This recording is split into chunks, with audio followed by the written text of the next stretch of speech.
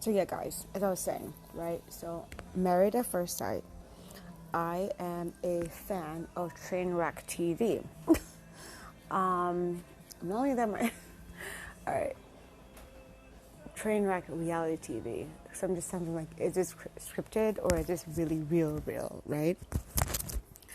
So I watched the first season of Maps in the States, and I think it was like pretty much like 2014. And then I believe Australia was probably like shortly after. But y'all, let me tell you, I feel like I feel like the Australia version gives me a little more pizzazz, right? A little more sparkle.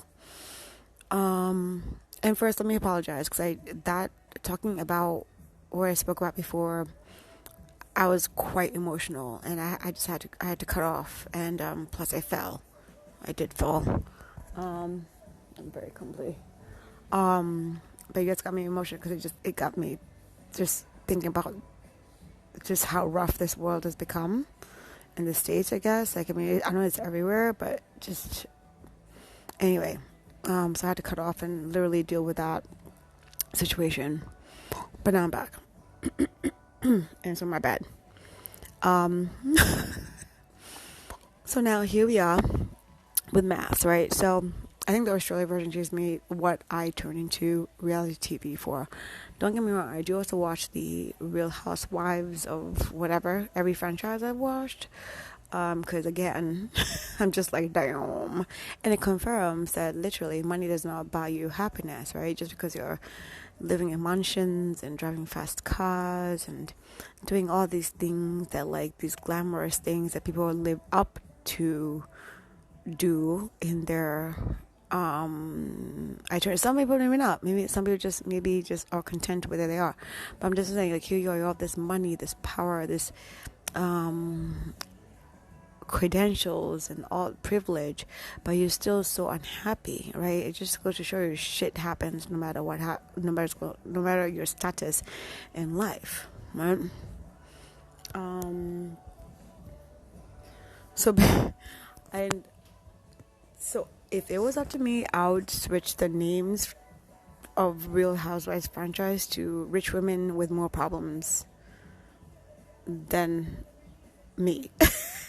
Rich women who have more problems than me. That's what I would, but it's a little bit too long. I'm sure, like, Bravo would not be too happy about that long title. But every time I watch that franchise, I'm just like, well, you know what?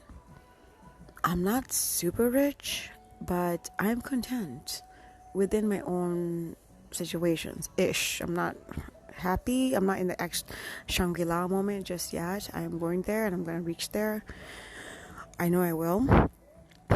Especially when I leave the States. I know I will. But it's just, it just goes to show you that there's drama everywhere, whether you have money or not, right? And money literally is not the vehicle to happiness. So anyway, so maths, Married at First Sight. So basically what happens is this. They have, in the States version, they have these three experts, right? There's a sexologist, a sociologist, and then there is a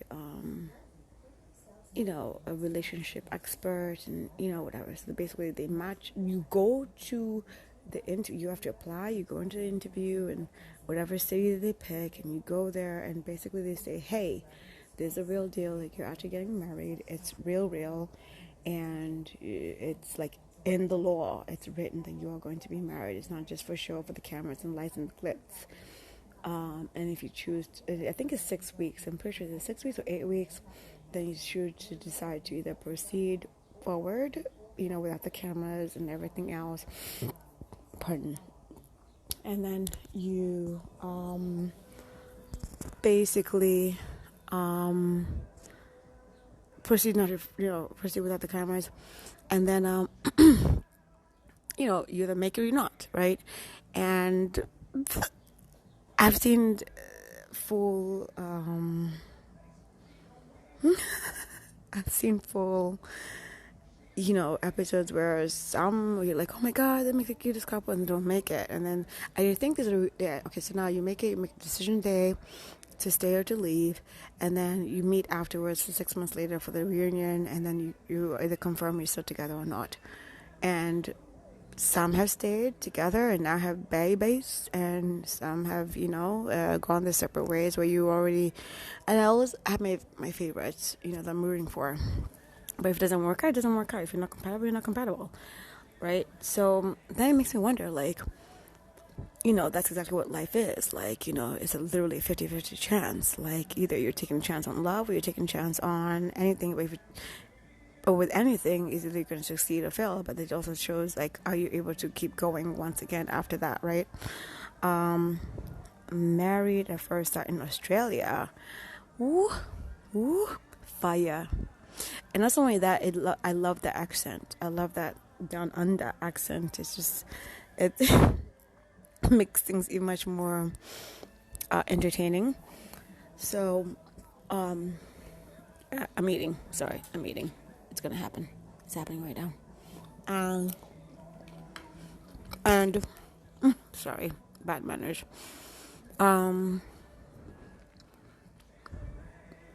Tofu scramble, kale, toast, if you're wondering. And my house in Australia, I think, just brings me a little more like, wait, what? And but then they do it a little differently. They're still the experts on the panel, right? They match up the people. But then, in the difference between the States and Australia maths is that they have what's called, like, they go through the whole thing. Like, you get married, you go to honeymoon, moving together, same thing as the States. And live this, and then you have to visit each other's homes. But then the Australia version it's quite different. That it has this thing called the commitment ceremonies, and they have like dinner parties. So they have a dinner party, then a commitment ceremony, and that's when you decide, oh, hey, this is what's going on.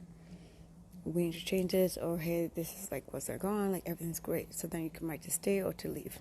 Woo, y'all! Australia been bringing me vibes. People are trying to swap partners.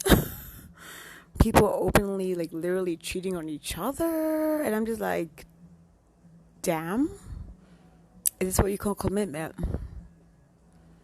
Right? But then I'm just like, well, maybe if you feel you're matched with another person than the other person, then maybe, right? But then sometimes I'm like, well, if you're going to do that and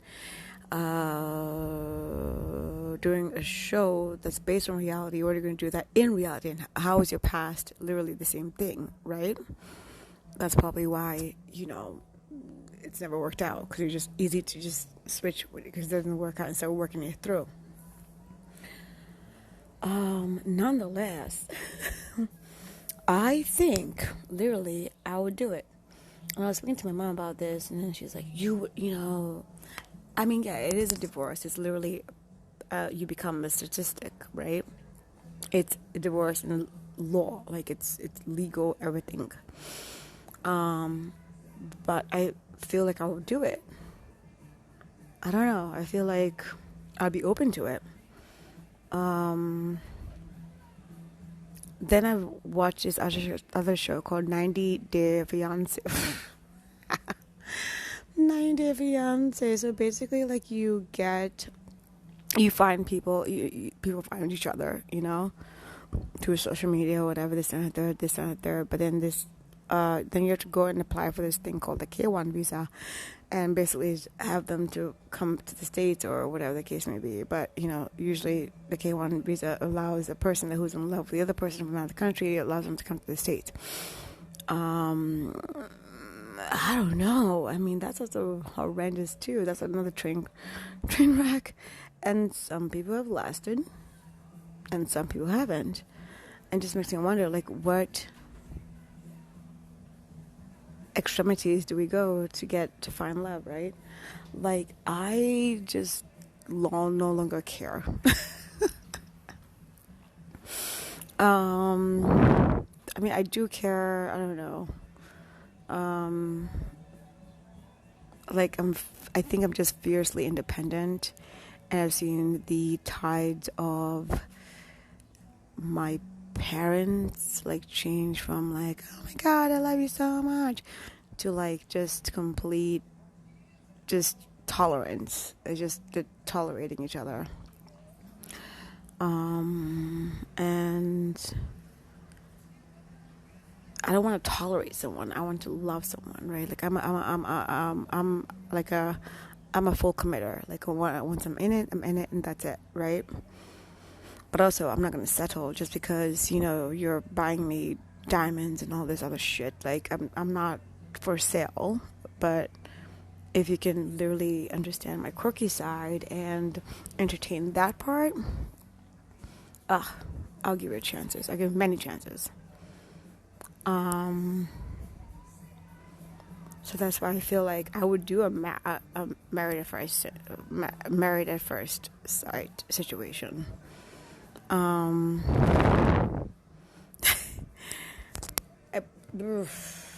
scared, y'all. I am heavily 100% like deeply scared of being married. I feel,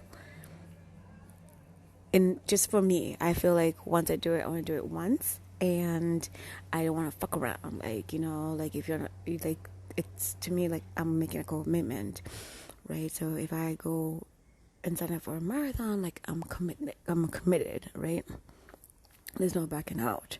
If I go sign up for, things that make me better, I will commit. I will do it. I will show up. Y'all, this life is tough. But watching these shows, when I see the positive ending that comes through from it, right? So for being untraditional, I'm all in. Come in, baby. That's right. Because who's to say, like, you won't meet somebody. Oh, and then there's something called love at first flight. I think it only lasted one season. So basically, you're taking a trip with a complete stranger. A stranger. I like to kind of warm up to it. Like, I don't need to be straight to the freaking main course. Like, I want an appetizer. I want to almost bush. Like, I want to warm up to it. Like, before I take vacations with you, because I'm stuck with you at that point, right? Damn it. Right? But, so I ask you, my lovies, at what length would you go to find love? Right? I've done the online dating. It's been interesting to say the least. I don't take it to heart because I found some really great friends out of it, and I've actually dated some really great people, and just at the end of the day, like, it was not for me. Like, I dated this one awesome man. He was Egyptian, and oh my god, Middle Eastern man just kicked it off of me, and he just, God, he was handsome. Okay, I'm not. Yes, he was. Everything was good in all departments. But at the end of the day, like, he wanted me to commit to convert to Islam. I mean, there's nothing wrong with it. It's just not for me, right? So I just never saw myself converting, right? He was a great dude, and he was very calm, because I'm very hype. I'm very like, I love life. I want to go skydiving. I went with skydiving, and I want to go, like, bungee jumping, and we did that, and like, entertain my quirks. And maybe I should have been more open when he asked. I should have converted to Islam just because I could be a forever girlfriend and turn into a wife. And I was just like, I was shook. And I just crawled, and I crawled away, and because I just didn't see myself doing that, right? And maybe now looking at it in hindsight, it wasn't true love because I wasn't really ready to make that commitment. But I have no regrets because he's married to a beautiful, beautiful, beautiful Egyptian woman, and we're friends on Facebook. Go figure. Really good friends, and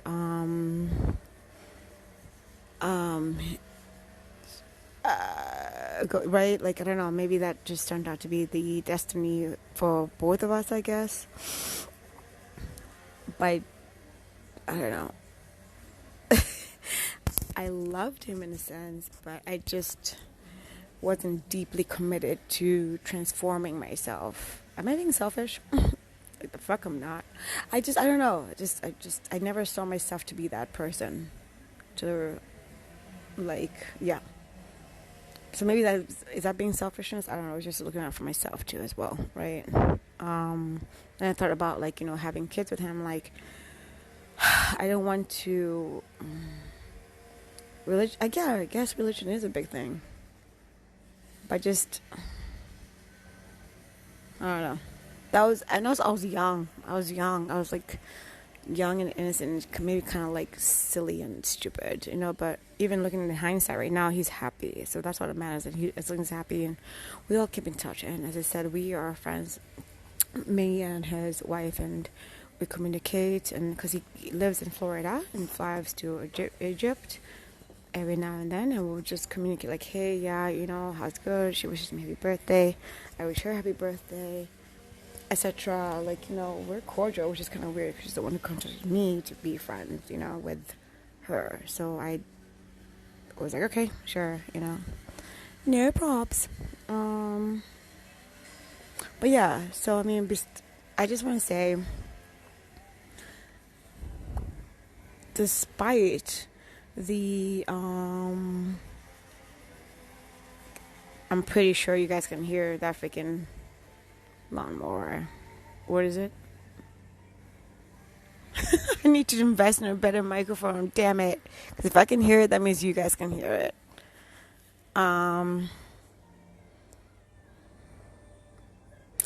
I guess the message going forward is just like be yourself, right? Just stand true to yourself. Don't sell out.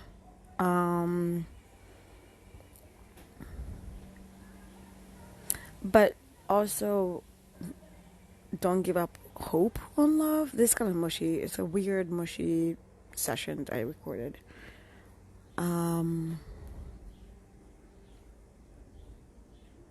Just don't, I don't give up too much of yourself that you forget yourself and things, right?